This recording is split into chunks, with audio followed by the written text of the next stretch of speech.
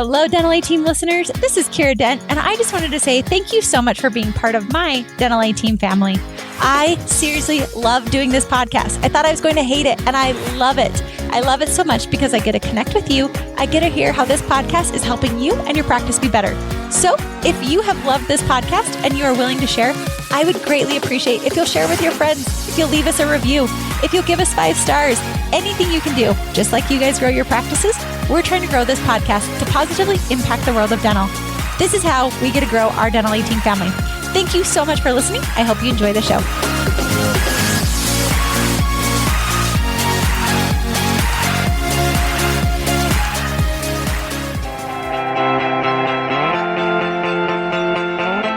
Hey everyone, welcome to the Dental A Team podcast.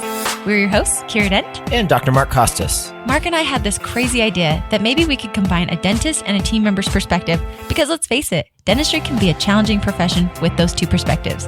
And Dental A Team podcast was created. I'm a practicing dentist, a multiple practice owner, a dental performance coach, and the founder of the Dental Success Institute. I've been a dental assistant, treatment coordinator, scheduler, biller, office manager, current practice owner, and international dental consultant. Mark and I don't just understand you, we are you. Our goal is to positively impact the world of dentistry by sharing our lessons learned from the road in hundreds of dental offices. 2 perspectives, 1 mission, to help dental professionals reach their full potential. Welcome to the Dental A Team podcast.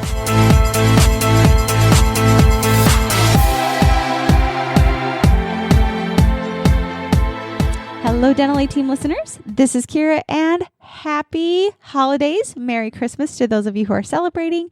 And for those of you, I hope you're having so much fun with family, friends, taking a day off of work, and just taking time to really, truly, I don't know though. Sometimes on holidays when I don't have work and the mayhem of life, it does not feel like it feels like a holy moly, get the shenanigans together. Like I want to just get back to work to get my to-do list checked off. But that's actually where I want to go into today. So yes, people thought I was crazy when they said, hey, do you want to do a holiday episode? Absolutely. Yes, I do. And the reason why is because I feel you guys have heard me talk about this before. Holidays create a stamp in time where it takes us back. We can remember last year and the year before and the year before. And it forces us out of our daily routine. And when we get out of that daily routine, we actually create space to see a whole different zone, a whole different area of anything that was possible. So I call these like my dream days, the days where I feel anything is possible because my mind is allowed to think of whatever amazing activity or plan or idea that it possibly wants to do because I'm not in the whirlwind. I'm not digging in the trenches. I'm not at work. I'm with family. I'm with friends. I'm with a different experience. Those different experiences spark different ideas, which can lead you in a different direction. So these days are incredible. So I hope you're taking advantage of this. Also, I think it's so fun to hear what other people do in their lives. Like I really do. I'll listen to these great people like Tony Robbins and to see what he does in his personal time. Like, oh, good to know you and your wife like fought about eggs. You hated eggs and she loves eggs. And I just think that that's fun because Tony Robbins became a real person to me. So I wanted to share with you what's happening today in Christmas in my family. So my family, I grew up with 7 kids.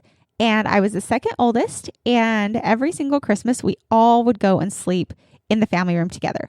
So Christmas Eve, my older brother, decided it would be so fun to create a family tradition, which honestly, it is really fun to have family traditions. But unfortunately, or we never say the word unfortunately, we say the good news is, I also am a really incredible sleeper. So Christmas Eve, my whole family, we all get together. We do a family Christmas program, which honestly, sometimes it's crazy. My younger brother always sends this like crazy twist. One year he decided to get all these different songs that we had to do an interpretive dance to, and he would assign songs to us. Oh, the interpretive dancing. I truly 100% hate it. I feel uncomfortable and I'm really, really bad at it. So that was like an uncomfortable Christmas for me. But every year we do that. We have a waffle bar on Christmas Eve. So because we had a huge family, so waffles cheap, lots of food, fill us up. So that became our Christmas Eve traditional dinner. Then we do a family Christmas program. Sometimes we've done Minute to Win It. Sometimes we've done the uncomfortable interpretive dancing. You name it. It's really, really fun. My mom is a phenomenal pianist, and so she always plays Christmas carols, and it's lots of fun. And then after that, we all opened one present. Super, super cliche pajamas. We always knew what these pajamas were. So it's really fun. And we'd wear them. And I always thought it was uncomfortable to wear like nightgowns as a little girl. I did not like those. And they'd always like tangle on me in my sheets. So I'm super glad I have graduated to being able to wear sweats because it's not as uncomfortable as when I wore nightgowns as a little girl. But then we all go upstairs and we all sleep under the Christmas tree upstairs. And we watch a movie, The Santa Claus. We've been doing this for years. And I will tell you, we implemented this tradition probably when I was younger than 10. And like I said, I'm a really awesome sleeper as well, which means that I fall asleep every year through the Santa Claus. So since the age of 10, I'm 33 now. So that's been 23 years at least. I have yet to see the Santa Claus from start to finish every year. And I feel like it's a sin if I watch this movie on any other day because Evan told me, that's my older brother, Evan told me, Kiera, we can't watch the Santa Claus except for on Christmas Eve. It's our tradition. And so, of course, me being the little rule follower that I was, I've since realized rules, they're good in principle, but there are some rules that should definitely not be followed, aka watching the Santa Claus only on Christmas Eve. But I, to this day, have still not seen that movie all the way through. So we would all go watch the Santa Claus. Kiera Dent would fall asleep, and then we wake up early in the morning. If we ever left the family room, because Santa Claus came downstairs, our Christmas presents would be gone. So we never went downstairs ever. And then we wake up early. Me and my siblings would play games. And we're talking like 2 a.m. We'd start playing games as siblings.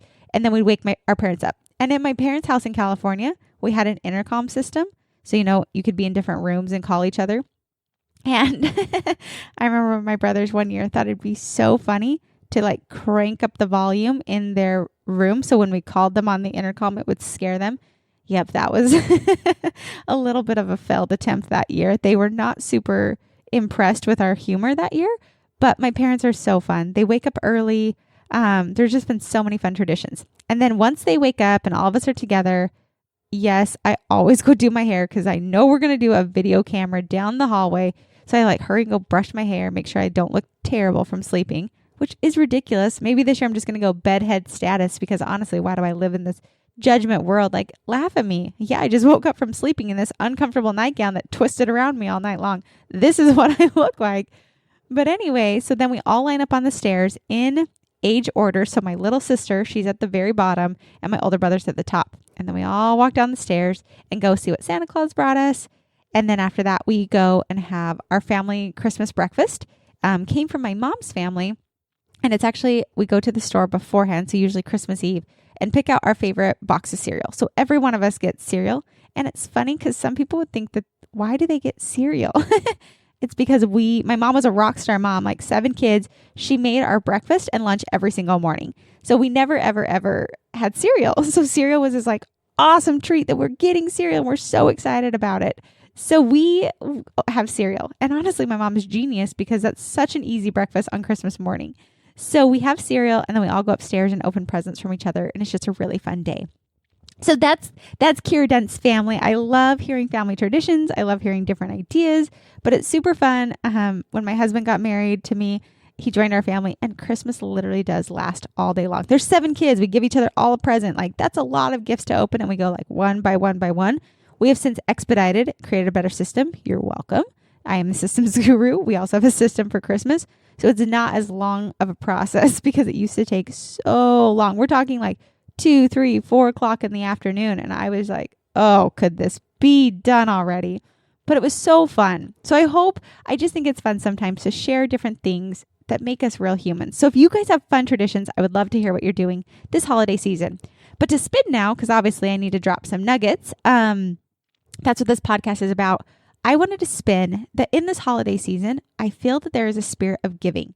We're giving gifts, and whether it's for trying to reduce your taxes or because you just have a genuine heart, take your pick, you own a doctor's, it's totally fine. No judgment. I've been in your boat as well. But we have a sense of giving. And I'm going to go back to, I know I've referred back to Tony Robbins, but honest, you guys, that event changed my life. And my group that I was a part of we were part of the Nunbelievables, but our group was called Live to Give. So we'd chant live to give, live to give, live to give. And we had this huge sign that said live to give because that is something where if we're living our lives with a giving heart, life changes. Life changes. And I didn't think so. I was like, this is so dumb. They talk about charity. They talk about giving. And I realized no, because what it's doing is it pulled me out of myself. We were able to, at Tony Robbins, we were able to raise over $100,000 to feed kids in need in 3 days. That was insane. We weren't doing crowdfunding. It was literally telling people about an event and a cause that they believed in. It was so incredible for me to be a part of that because I got into the spirit of live to give. Truly live your life to give. And giving looks different. I'm not going to tell you what you should do to give. That's not my role. That's not my purpose. But what I am going to tell you is when you have that mantra of live to give, are you living to give? I know I'm not always there. A lot of times I'm living to pay off student loans and I'm living to have a nicer house and a nicer car. That's fine. There is no judgment. But I will tell you, to have a fulfilled life that's truly fulfilling, there is a different spice that you can add in if you want to. And that's living to give. So look for ways. I think the holiday season brings out the giving in us. Some of us, it's hard. Some of us, it has negative memories. There were a few years that I hated Christmas and holidays and I didn't want to be around my family. That's okay. I think all of us are there. And for those of you hurting and suffering, please reach out. I will give you the biggest hug and I will just love you and let you know that you are incredible for who you are and no other reason. Just because you're here, just because you're living, just because you're on this earth. But this season, I feel, tends to bring out a holiday giving spirit. But how can you take that giving into your practice? What can you do to give back? What things can you do as an office? Because I've seen my offices, and when I used to do this and we'd get involved with a community event, my team connected together so much stronger. There's a doctor that I really, really respect and admire.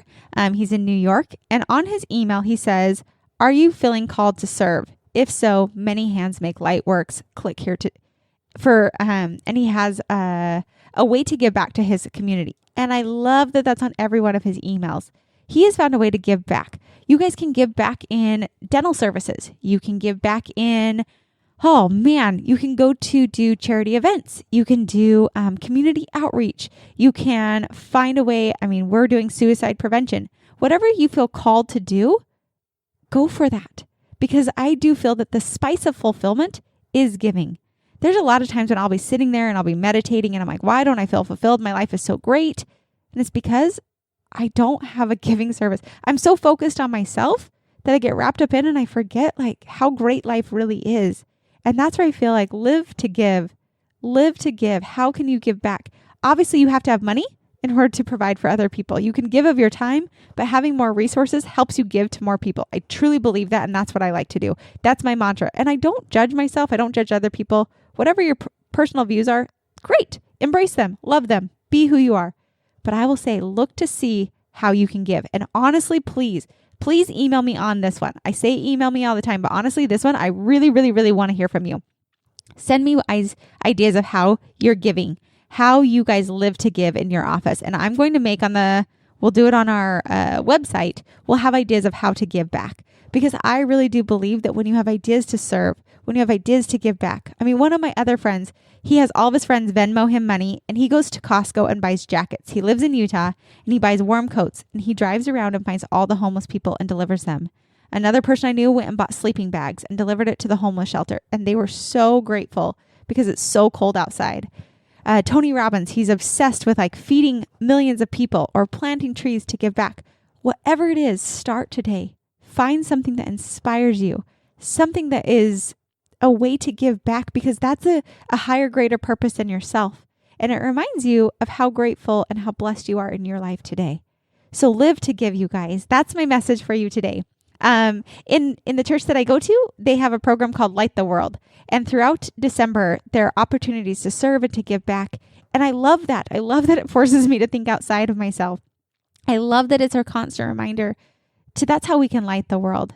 That's how we can positively impact the world for difference. For change, we can positively impact the world. You guys know my mission is to positively impact the world of dental. How can I give back? That's why I started the podcast. I wanted to find a space to help team members find a way to grow, to be better themselves, to be better in practical, tactical, all the different ways. Because if I could do that, I knew I had helped out a huge mass audience. That's an area I could give back. Now we're moving into suicide prevention because that's something that I firmly believe is something that's not talked about. I struggled with it, guys. I really did. So whatever you're called to do, whatever area you're in, live to give. And then send me the emails. hello@thedentalateam.com. Let's build a whole platform of live to give. How can you give back? We'll put it on the website. We'll make an area so you guys can look for ideas of how you and your practice can give back, whether on a practice level, whether on a personal level, to your community. Because I think when we share best ideas, best practices, guess what? We all rise to a higher level, which then allows us to truly, truly, truly positively impact the world of dental. Patients come to see us. That's how we're able to impact. And that then spreads to the rest of the world. That's how I feel I can help light the world through positivity. This is where I love to be. This is what I want to do. So I hope all of you can think about that. Send me the email.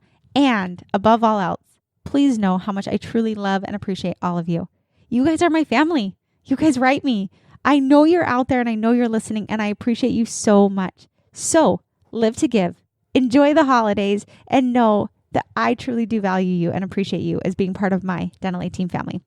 All right, guys, thanks for listening, and I'll catch you next time on the Dental A Team podcast. And that wraps it up for another episode of the Dental A Team podcast. Thank you so much for listening, and we'll talk to you next time.